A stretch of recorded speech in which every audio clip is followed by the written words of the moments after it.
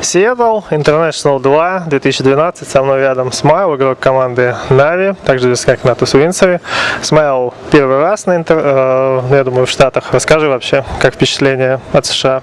Ну, мы в пригороде Сиэтла, тут, в принципе, ничего такого нет, никаких достопримечательностей, а так страна красивая, чистая, люди все доброжелательные, все улыбаются, классно все. Ну, то есть вы выходили там за пределы отеля, пытались что-то найти, достопримечательности какие-то? Да не, мы не искали, нам сказали, что их тут нету, тут рабочий городок, все просто приезжают работать, одни офисы и ресторанчики, кафешки, ничего такого нету. Ну, давай к турниру вернемся. У вас в группе там вы обыграли, в принципе, на 2-0 MTV и Дара с азиатами. В лучшем случае сыграли в ничью. Что можешь, вы ощутили на себе азиатскую мощь? Нет, мы в последней игре 2-0 обыграли китайскую команду Танфу с Фантом Ассасинкой. Ну, а остальные команды? Ну, в первый день как-то вообще не пошло. Сыграли против IG 0-2, вообще без шансов 2 игры. Потом кто там был-то у нас, уже не помню. Ну, первый день не раздуплились еще, не знаю, может что-то шло не так. Играли как паблик, 5 вообще первых, как будто первый раз встретились пятером и пошли играть. Вот, с второго дня пошло лучше, и в третий день уже окончательно пособрались. Против Тонфу сыграли 2-0. Наверное, самая идеальная игра была на чемпионате у нас.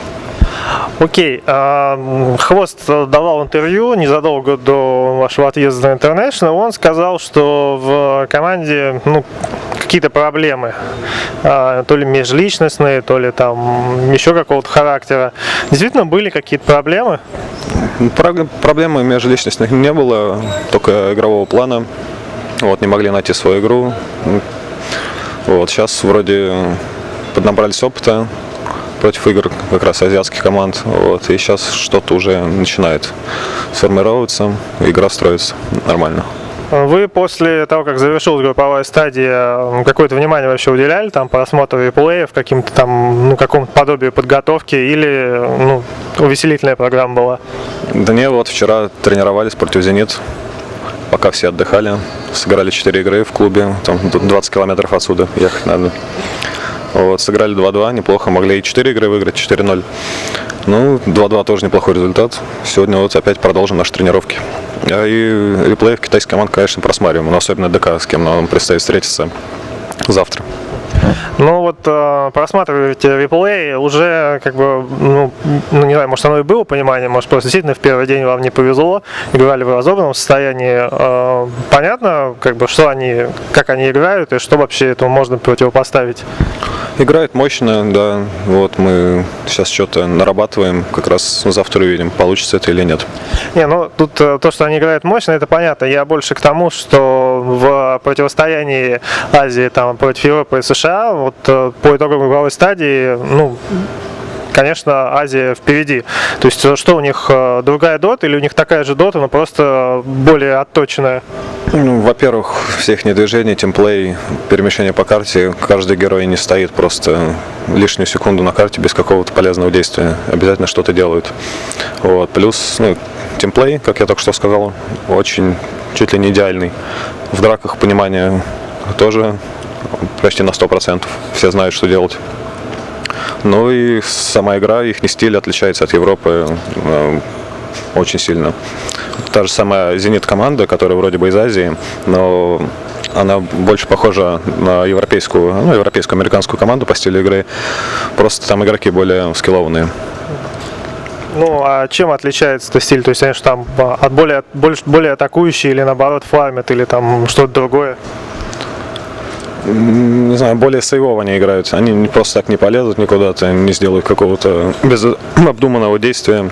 Все четко. Все. Тауэр, Рошан. Все, пошли, снесли. 20 минут. Ясненько. Что же, вас, ты сказал, что что-то вы там наработали. Я просто, такого же мнения придерживаюсь, как и ты. В принципе, думаю, что либо можно пытаться перетерпеть китайцев, вы же самую эту, грубо говоря, терпильно-фамильную доту, если будем так называть, либо сыграть ва-банк, попытаться их чем-то удивить, грубо говоря, все поставить, либо там пан, либо пропал. Вы, твое мнение, как вы будете действовать там завтра, ну и если как бы там послезавтра и в оставшиеся дни?